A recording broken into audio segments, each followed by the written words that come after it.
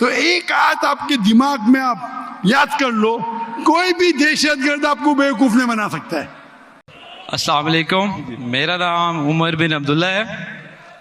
آج چونکہ ٹاپک قرآن پہ تھا اور اس کی آیات کے اوپر تھا، تو میرا سوال شاید کلیئرلی ابھی میں سمجھا نہ سکوں، کیونکہ میرا سوال مسلمانوں کے بارے میں یہ ہے کہ ہمارے پہ کوئی بھی حملہ دہشت گردی کا ہوتا ہے، کسی اداروں پہ، اسکول پہ یا پولیس پہ، تو اس میں قرآن کی ریفرنس ہی دے کے اس کو جہاد کا نام دیا جاتا ہے، اور ہمیں اس نام سے بڑی کنفیوژن پیدا ہو گئی ہے۔ اور چونکہ آج کے دور میں جو نام جہاد کا لینا وہ بڑا مشکل ہو گیا ہے۔ بس یہی سوال ہے۔ بھائی صاحب کا بہت اچھا سوال ہے۔ ہم دیکھتے ہیں کہ دہشت گردی کا حملہ ہوتا ہے کوئی اسکول پہ، کئی بے گناہ کا قتل ہوتا ہے، اور کہا جاتا ہے کہ یہ قرآن میں جہاد ہے۔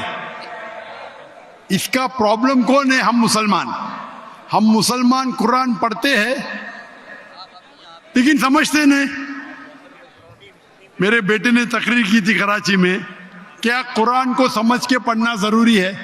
اگر ہم قرآن کو سمجھ کے پڑھیں گے اور قرآن کو سمجھیں گے تو کوئی بھی دہشت گرد آپ کو بیوقوف نہیں بنائے گا۔ آپ بیوقوف بن جاتے کیونکہ وہ دہشت گرد بولتا ہے کہ اسکول میں اٹیک کرو، بچوں کا قتل کرو، آپ جنت جائیں گے۔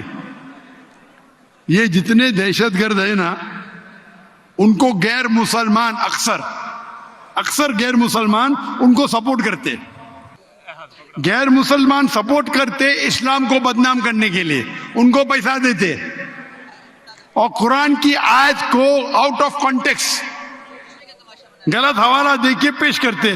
آپ اگر قرآن مجید کو سمجھ کے پڑھیں گے، میں نے تو تقریر میں کہا ہے، اگر ایک آیت ہر مسلمان جانے، سورہ مائدہ کی سورہ نمبر 5 آیت نمبر 32، اگر کوئی بھی بے گناہ کا آپ قتل کرتے، چاہے مسلم یا غیر مسلم، سوا قتل کے بدلے قتل، یا اگر زمین پہ فساد پیدا کر رہا ہے، یہ دو کے علاوہ اگر کوئی انسان مسلم یا غیر مسلم دوسرے کوئی انسان مسلم یا غیر مسلم کا قتل کرتا ہے، گویا کہ ساری انسانیت کا قتل کر رہا ہے۔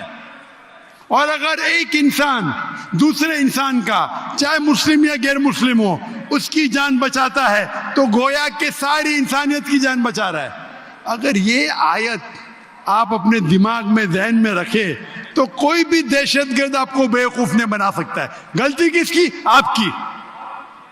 ڈاکٹر ذاکر نائک نے کہا ہم جا کے چیک کریں گے، گھر پہ جا کے کھولو سورہ مائدہ سورہ نمبر 5 آیت نمبر 32 ترجمہ پڑھو، اور آپ کو پتا ہے کہ قرآن میں کبھی بھی کانٹرڈکشن نہیں ہے، کبھی بھی ٹکرار نہیں ہے۔